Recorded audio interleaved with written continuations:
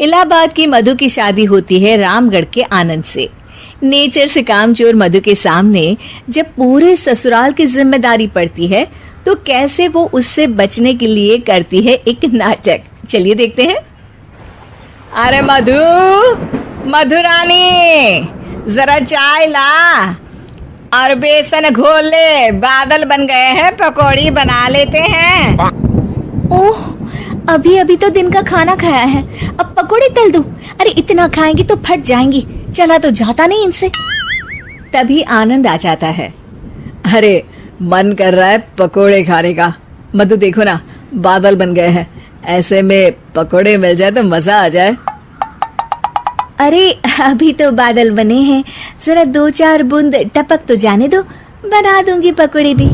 ये बोलकर मधु वहां से चली जाती है। अरे मधु, मधु बूंदे भी बरस गई, अब तो बना दो पकोड़े। अरे बूंदा बूंदी तो रोज होती है, जरा जमकर बरसे तो पकोड़े तलने में और सिखाने में दोनों में मजा आ जाए। ये बोलकर मधु वहां से चली जाती है और मधु के साथ ही बूंदा बांधी कर बादल भी चले जाते हैं। मधु अपने कमरे में जाकर कहती है, अरे भगवान, ये सारा कमरा फैला हुआ है, कैसे साफ होगा? तभी मधु को आइडिया आता है और वो जोर जोर से चिल्लाती है, हे भगवान, मेरा 2000 रुपए का नोट कहाँ चला गया? किसी ने देखा क्या मेरा 2000 का नोट? तभी वहां मधु की ननद और नौकरानी आ जाती है। अरे भाभी, मैं देख देती हूँ। कैसे देखोगी दीदी, सारा कमरा तो गंदा पड़ा है। अरे हटो ना, मैं साफ किए देती हूँ, मिल गया तो दे दूंगी। अब ननद और नौकरानी 2000 नोट के चक्कर में पूरा कमरा साफ कर देती है और नोट नोट खोया हो तब तो मिले। खैर, ये तो छोटे मोटे ट्रिक्स थे जो मधु काम से बचने के लिए करती, लेकिन अब आना था मधु का मास्टर स्ट्रोक, जिस पे वो अब सिर्फ बैठकर खाने के चक्कर में थी, और वो भी सास को ऑर्डर दे देकर। कैसे, चलिए देखते हैं। एक फ्रेम में एक फोटो है जिसमें सास की सास यानी कि मधु की दादी सास, मोटी बिंदी, काला मोटा चश्मा, कॉटन की साड़ी और चेहरे पर रौब। वहां उसी फोटो के नीचे खाट पर बैठी मधु, और मधु का गेटअप बिल्कुल वैसा ही था। मधु दादी सास की भूमिका में कहती है, अरे चंदावती, चंदा रानी, जरा चाय दे मलाई मार कर।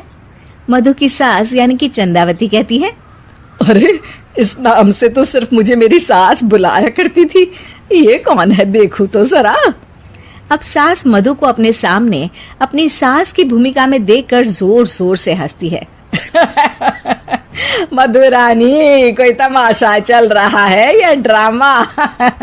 जाकर चाय लेकर आ। मधु, जो कि ये दिखा रही थी कि वो सास की सास है या फिर उसकी आत्मा उसमें आ गई है, वो क्या करती है?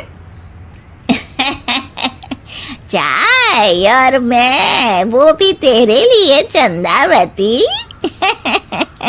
यही सिखाया है तेरी माँ ने।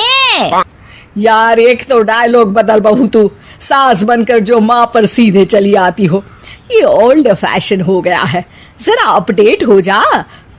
और वैसे तू कुछ भी बन, उसके पहले चाय लेकर आ। अभी सास कुछ बोलती कि वहां मधुर के ससुर आ जाते हैं।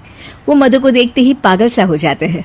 माँ, मेरी माँ, माँ तू वापस आ गई।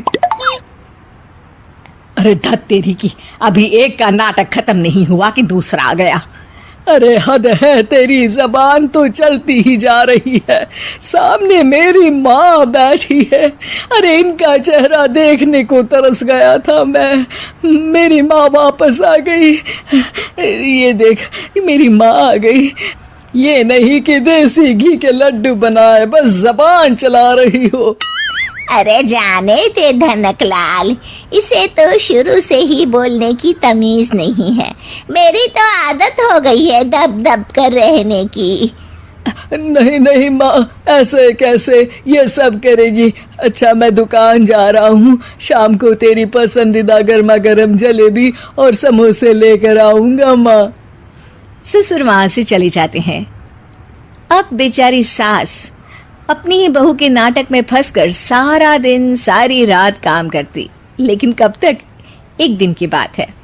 बेटा आनंद, मेरे तो हाथ पैर सब दर्द हो रहे हैं, मुझसे नहीं होता इस उम्र में इतना काम। हाँ माँ, तू ठीक कह रही है। वैसे भी माँ, दादी को तो मरे अभी सिर्फ 5 साल हुए हैं, फिर मधु कैसे दादी हो सकती है? अरे वही तो बेटा, मैं तो ये सोच रही थी कि कहीं दादी मधु के रूप में तो पैदा नहीं हो गई। मतलब ना, ये सारा नाटक है बेटा, लेकिन अब जल्द से ये नाटक बंद करा दे तू। ठीक है माँ, लेकिन अब मधु को मधु की जुबान में ही सिखाना होगा। दोनों माँ बेटा कुछ बात करते हैं और अगले दिन सास मधु का बड़ा सा सोने का हार गले में डालकर घूम रही होती है। मधु जैसे ही अपना हार सास के गले में देखती है, परेशान हो जाती है। अरे अरे, ये क्या? ये हार तो तू अपनी बहू को दे चुकी थी। नहीं नहीं माँ जी, बिल्कुल नहीं। आप ही ने तो कहा था कि जब तक आप जिंदा है ये मैं ही रखूं। अब आप तो जिंदा ही हैं, तो ये हार मैं उसे कैसे दे सकती हूँ? अरे लेकिन तभी वहाँ आनंद आ जाता है। दादी, मैं आपके लिए भैंस लेकर आया हूँ, बाहर खड़ी है। जरा अच्छे से नहलाकर उसके गोबर से आंगन लीप देना और गोबर के कंडे बनाकर सुखाने डाल देना। और हाँ, जरा ताजा ताजा दूध भी निकाल देना दादी। और फिर माँ बेटे हंसने लगते हैं। मधु सोच में पड़ जाती है। भैंस? नहीं नहीं, इतनी बड़ी भैंस की मैं सेवा करूं? ना बाबा बना, मैं तो बहू बनकर घर वालों की ही सेवा कर लूं, उतना ही बहुत है। माँ जी, नहीं नहीं। अरे अरे, क्या हुआ बहू, तुम वापस आ गई क्या? तुम्हें सब कुछ याद आ गया? हाँ हाँ, सब याद आ गया, पूरा पूरा याद आ गया। अब सास चैन से खाट पर बैठती है और जोर से कहती है, सब याद आ गया ना? तो चले जा, चाय लेकर आ, और वो भी मलाई मार कर।